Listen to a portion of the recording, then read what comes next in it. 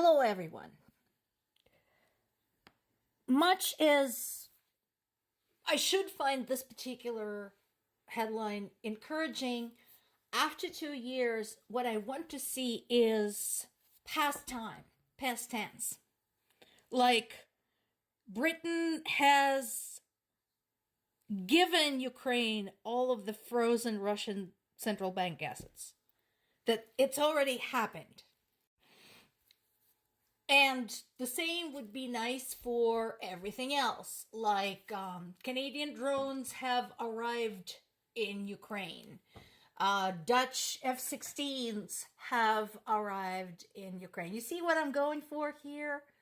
That, it's already happened. The help that has been promised had in fact arrived, and we're successfully using it to pound Russians. Meanwhile,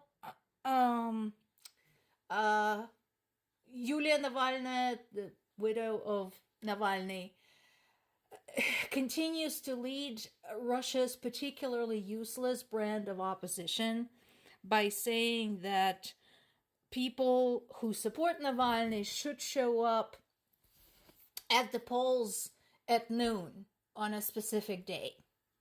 What is that going to do? Nothing. You guys are going to get arrested again for various durations of time. Some of you are going to get fines. Some of you are going to get prison sentences. And then what? How is that useful for organizing an overthrow of a dictator running Russia today? It doesn't do anything. And moreover, as impotent as they are, these people get upset when Ukrainians are pointing out to them, it's like, guys, you have to take up arms and go into the streets like we did. They're saying that, no, you're wrong, we're right, blah, blah, blah. I'm not going to do it. Okay. Enjoy your monarch.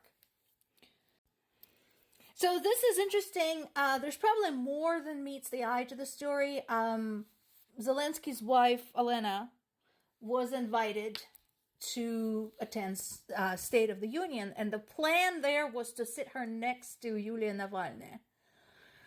And to be honest with you, I can only speculate why she declined, but I would have declined to sit next to Navalny because Elena Zelenska, again, she isn't as inexperienced a politician as her husband is, but at least she's trying.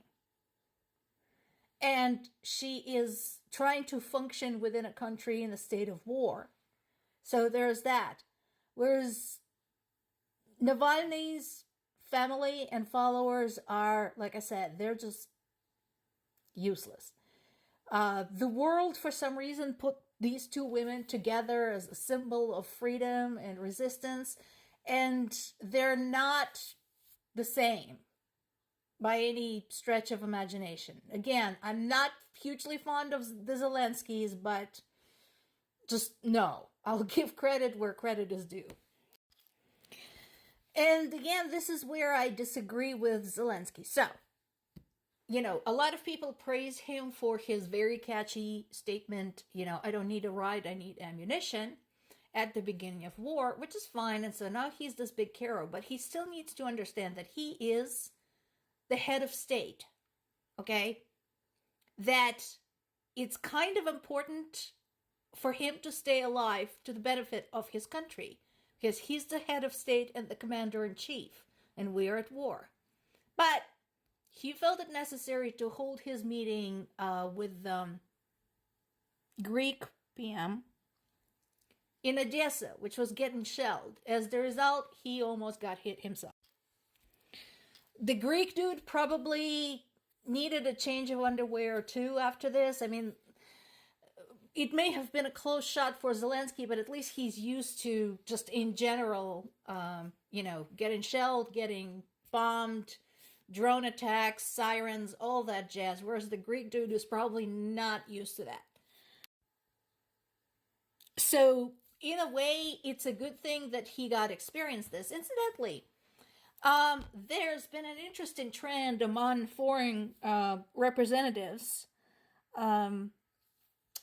who visited Ukraine. So, you know how everybody kind of keeps saying, not everybody, but a lot of people keep saying, oh, it's not that bad. It's just a territorial conflict. This has nothing to do with us. And that shows two things: lack of knowledge of history and woeful lack of imagination. And here's the amazing thing: the moment they actually take a trip to Ukraine, they are transformed. They lose all doubt, all skepticism about what is happening in Ukraine. They suddenly become very outspoken supporters of Ukraine. So again, to people who think that this war is not real, that it's all a hoax, that's blah, blah, blah, here's your chance. Go there, find out. If it's not real, you have nothing to fear. And if it is real, you will have learned a valuable lesson. Meanwhile, the attack that took place during this visit was deadly. More people died. Odessa is having a horrible week this week. They've had multiple casualties, including small children. And on the subject of Russia, some funny statements came out of Kremlin this week, starting with this one. They're insisting that they will not interfere in the U.S. elections, and they never have. Let's sit down and have a good laugh about this. We're back to the rule of thumb. When you hear something from specifically Kremlin Press Secretary Peskov, listen to it, turn it 180, and that would be the truth. At the same time, predictably, Russian government says that they don't recognize the arrest warrants that International Criminal Court had issued for military leaders who focused on targeting Ukraine's infrastructure. Those strikes naturally affected a lot of civilians and very likely caused lives. So, no surprise there. And again, my question to the international community is this: it's all fine and good that we are at least doing something, that some investigations take place. And I understand that investigations on the international scale at this level may take literally decades. But seriously, what is the plan? How are you going to get these guys? How are you going to get Putin? How are you going to get Lvova Belova, who helped kidnap Ukrainian children, to Russia? How are you going to get these guys, these military guys who targeted civilian infrastructure? Is there a practical way to do this?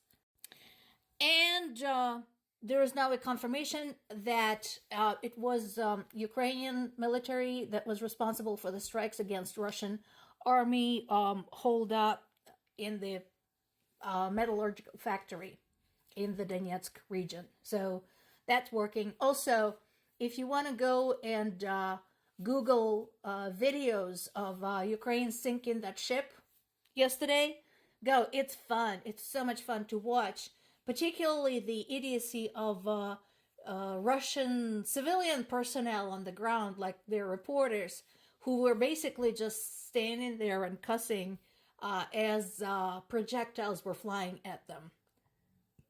Sometimes it really is easier to wage war with idiots.